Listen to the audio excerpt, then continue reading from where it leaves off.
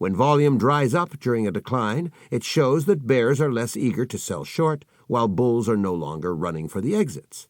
The intelligent bulls have sold long ago, and the weak bulls have been shaken out. Falling volume shows that the remaining bulls have a higher level of pain tolerance. Perhaps they have deeper pockets, or bought later in the decline, or both. Falling volume identifies an area in which a downtrend is likely to reverse. This reasoning applies to long and short time frames. As a rule of thumb, if today's volume is higher than yesterday's volume, then today's trend is likely to continue. The terms high volume and low volume are relative.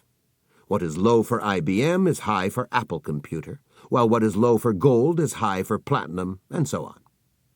As a rule of thumb, high volume for any given market is at least 25% above average for the past 2 weeks, and low volume is at least 25% below average. 1. High volume confirms trends.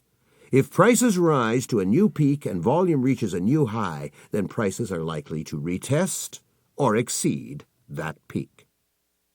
2. If the market falls to a new low and the volume reaches a new high, that bottom is likely to be retested or exceeded. A climax bottom is almost always retested on low volume, offering an excellent buying opportunity. 3.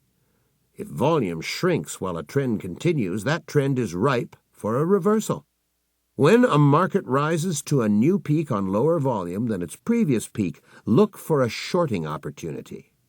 This technique does not work as well at market bottoms because a decline can persist on low volume. There is a saying on Wall Street, it takes buying to put stocks up, but they can fall of their own weight.